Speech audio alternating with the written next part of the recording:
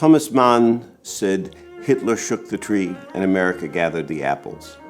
We're talking about a new CD that we're releasing called Exiles in Paradise, chronicling the Émigré composers that came to Hollywood.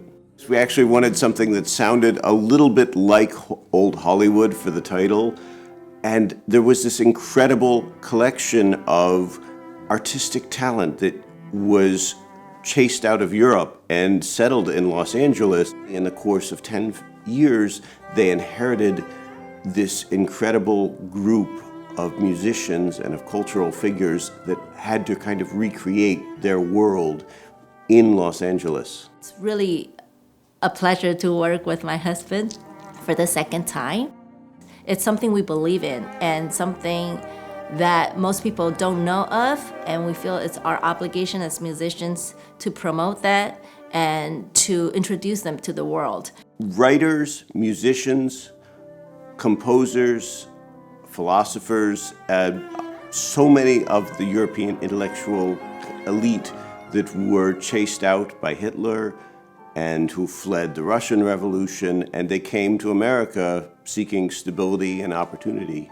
He was unusual in the way of he wanted to be a major part of the editing and of the final mixing process, which most musicians would like to just leave it as that and let me take care of it. And that was a lot of fun because I heard things that I don't think I would have heard before. And that is really my job.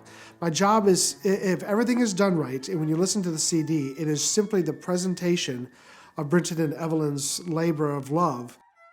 On this album, we've recorded works of Godowsky, Rachmaninoff, Stravinsky, Schoenberg, Achron, Gruenberg, Toch, and then we get into some of the composers who are more closely associated with the film studios, Miklos Rózsa, Mario Castelnuovo-Tedesco, Erich Wolfgang Korngold, Franz Waxman, and then the very last thing we kind of wrap it up by ending with George Gershwin.